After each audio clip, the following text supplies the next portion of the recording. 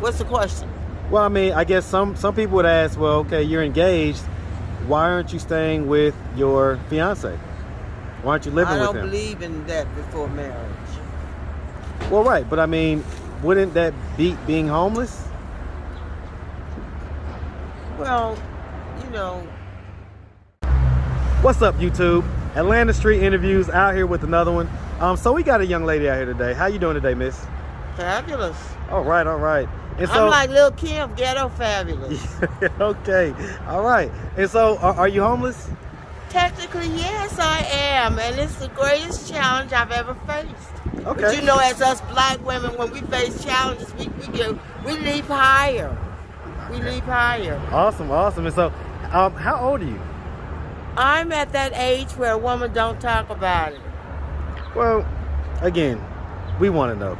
And you want to know? Okay, I'm a proud grandmother, so I'm in the 60 range, and proud to be in it. Okay. Us old chicks have a lot to contribute. Okay. You know. And so, how long have you been homeless? Well, for about a year, technically, this time. So I've overcome it. So you've been homeless before? Yes, and I overcame it. I was sitting with a patient. My patient died, so it sort of threw me back out. You know. So, okay, so you was a home caretaker? Well, at this time, that's what I was doing. Okay. And you know what? It was a man who was a veteran. And I was in the Air Force Reserves, and this man was a veteran. And my father had been his pastor. And my father, years and years ago, had prayed for his daughter, and she got well. And so I reached out to him. And, you know, it was in a moment like that, he just took me in. So while I was there, his son died. The grandchildren came and got him and took him back to Houston. He went to Houston, and he stayed there. He was there. So I had a whole house to myself. I only had to pay $200 worth of rent. I was back in the town where I was born. So anyway, he got tired of Houston, and he came back home. I was a teacher, a music teacher. So I didn't have the nursing skills, you know, because of the death of his son in his advanced age. He was declining rapidly emotionally with, you know, dementia and all that setting in. So I told the grandchildren, you know, I'm not a nurse. My sisters and my daughter are nurses. I was a music teacher. So I asked them to, you know, step in and take over. But it was wonderful. So it's it's kindnesses that matters. You know, so is that where you was living prior to becoming homeless? Yes, I got you. And so let me ask. And so, okay. So let's just start from the beginning. Where are you from? I'm from Sweet Home, Alabama. Shout out I was born Alabama. in the great state, near Mobile, near the Gulf Coast, the best part of Alabama, if you ask me. Awesome. And so, Yes. Growing up in Alabama, did you have both your mother and your father in the Yes, household? I did. My father was a pastor for 50 years, and so was his father. So there's 100 years of, you know, civil rights work and just standing there. My mother was a teacher 50 years. So there were educators in our family. And just to show you, I knew there was something going on. I was born in the 50s. So I knew there was something going on. It was like the woods was on fire, but nobody talks about it. My community was very insular. You know, they had their side and we had our side. So we were originally segregated and very protected. I went from school to church to home. But I would see flashes on the TV of, you know, scenes of, you know, the Birmingham stuff, and I knew something was going on, but it was nothing that was talked about. So my growing up was very sheltered. But then my father was called to the Mississippi Gulf Coast near Biloxi, where the beaches had just been desegregated. So it was like the slaves were set free. And it was wonderful to be a teenager on the Mississippi Gulf Coast. And then... All right, so hold on, miss. Let me ask the questions, okay? I don't want you to direct much of the interview, right? Oh. All right. And so, okay. I will do it. I see. Nothing wrong with it, but you know, I want to kind of streamline things.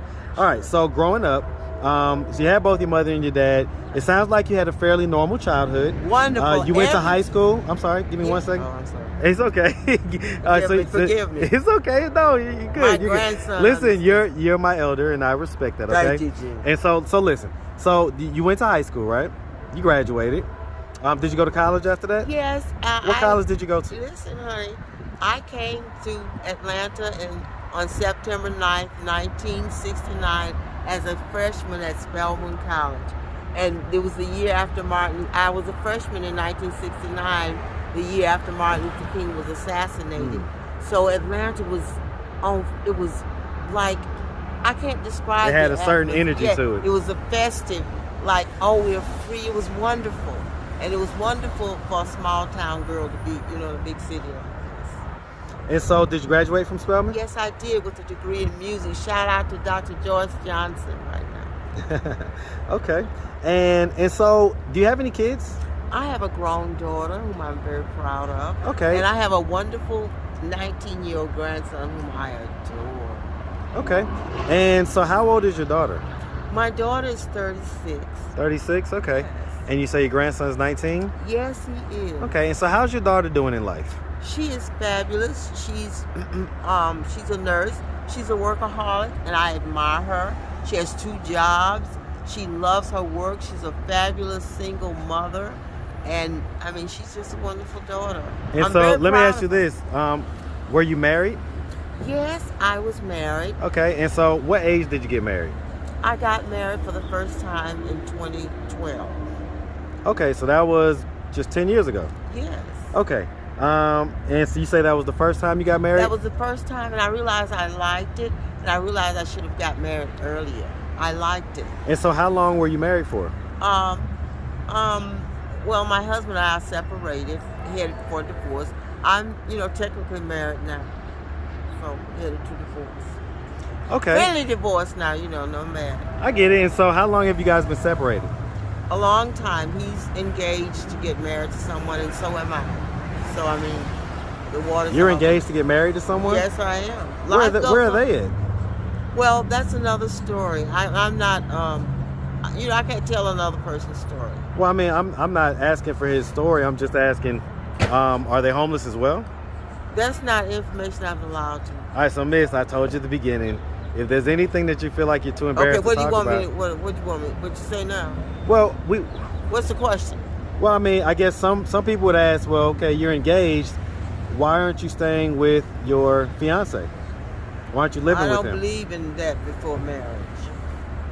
Well, right, but I mean, wouldn't that beat being homeless? Well,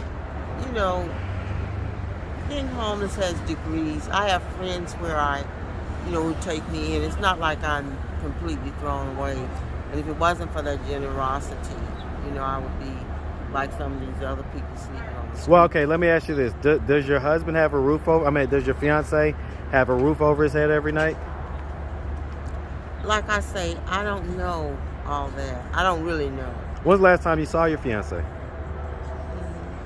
A week ago. A week ago? And so you say that you got married in 2012. How long did the marriage go before you got separated? It went from 2012 to 2016. Okay, so about 4 years. Yeah. And so what was it that made the relationship dissolve? Well, my husband came to me and said that he wanted a divorce. He no longer wanted to be married. And so Did he say why? Well, he wanted to be free. That's what he said. And so I said, well, let's give it a chance. So I talked him out of it, but I could see he was becoming angry and he didn't want it to be, his temper. So I talked him out of it for a while, but I could see he was adamant about it. So, I decided to leave, and that's what I did. And so, was that you guys' marital house?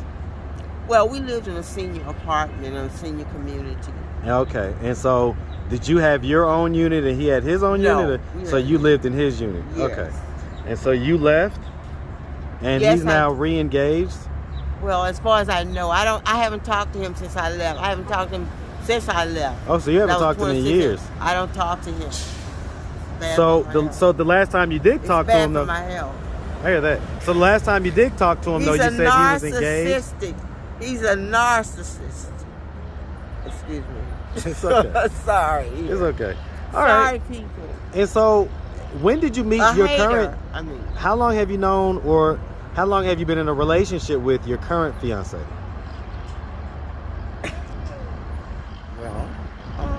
Since I got here. And how long ago was that? Well, I first got here in 2017. Okay. And so the marriage that you had, was that in Atlanta or was that somewhere else? That was on the Gulf Coast. Okay, so that was on the Gulf Coast. Okay. And so you got here in 2017 and you've been in a relationship with your current fiance for that long? Yes. Why haven't you guys gotten married? Wait, listen, I'm not a 15-year-old. Who are you talking to here? Well, I mean, exactly. So, I mean, So some people you're would say... imposing your morals on me? No, not at all. But I think some people That would say... question is slanted and biased, and I will not answer that. Well, I disagree. I think that some people would look at that and say... You're very young, so you wait till you get 70, then come back and talk to me. How old are you? Miss, I'm the one conducting the interview. Okay. Well. And so I mean, here's the bottom line, though, okay? I guess some people would look at that and say, well, you're in a more senior age, and Listen, old folks have lives too, and let me tell you something else. Love, you don't just stop living and loving because you get old. No, I'm not saying that. I'm and saying then, that. Another thing that you need to learn: you cannot impose your morals on me. No. Even in this interview. I'm not opposing morals. I hear you're a little down, looking down your Why nose. do you feel that way? Well, because of the tone of your voice. Do you think that I have a pretty monotone most of the time? Do you think maybe that there's some insecurities within how you feel about it? Are you kidding? A 70-year-old SPELMANite insecure is not even you'll never find it in the same sentence. Well, I mean, a homeless Be for one. real. Wait, listen, I'm secure in any environment. Okay. Let's see you handle this. I want to see you handle this. I've handled a lot more. I bet you have. Okay. Keep on living, baby. No doubt. Keep on living. No doubt. That is one of the truest things ever. Keep on living, and you'll see. You know. Give me a little credit here. I ain't mad at it. Listen, at the end of the day, I think that. Well, okay. Let's just put a pin in it there. All right. So, Miss, I tell you what. If you could go back in a time machine, right, and you could go to any age that you ever was, and you only had 30 seconds to give yourself any piece of advice to possibly prevent this position that you're in right now, what age would that be, and what would the advice be? It would be the age I am now, 70. I would be right where I am. I was born for this. This is the greatest challenge that I have ever faced. And I was born for this. There is a greater good. The greatest good can come out of the greatest tragedy. Okay. Let me ask this. Has there ever been any mental health diagnoses? Absolutely not. Okay. Any drug use? Absolutely not. Okay. All right. Well, listen, Miss, I mean, is there a reason why, I guess, is there an income issue? Well, the reason I'm on the waiting list at a senior housing facility? Okay. My retirement income is low, and so Social Security is going to provide me with an additional income so that I can afford housing. So the supplemental security income? Yes. Yep. So it's a technicality, and then, things happen, so, I mean, this is one of those things, and it's getting rain. I don't want to get... I know, right? Well, hey, listen, Miss, if anybody out there wanted to reach out or donate or anything like that, do you have a way that they can reach out and donate? I would like for them to get on their knees and pray. That's the greatest outreach in the world. That's fine enough for me. Thank you. Okay. Well, Miss, we definitely appreciate you taking the time. You're welcome. Answering all of our questions, even the ones you felt were judgmental. Oh, God, past judgmental, but I won't go there. But it's all love, okay? It's all love. Thank you. And you definitely make sure you have a good one, okay? Thank you. You too. All right. Bye, sweetie.